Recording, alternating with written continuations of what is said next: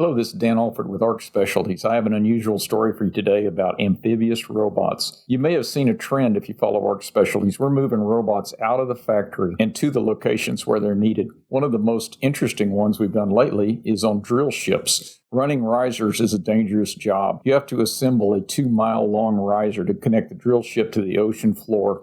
We're doing this with 2 robots. This takes every piece of the technology we've developed over the last 30 years working in industrial robots in factories. We're using 2D vision, torque sensors, pressure sensors, all types of communications, and coordinated motion between 2 different robots. It's worked very well. We've made multiple riser runs offshore. But anytime you introduce robots into a new environment or a new industry, your problems go beyond the technical. It's all about acceptance of this new technology by the professionals and the engineers that you're working with.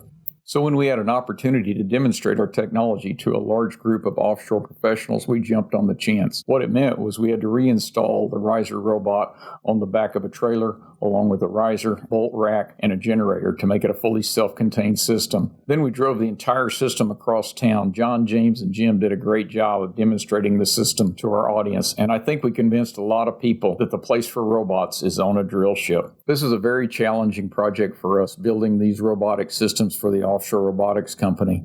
We'd like to thank all our partners in this project, Fanuc Robots, ATI for the tool changers, and High Torque for the torque wrenches. ARC Specialties thrives on problems. Send us yours.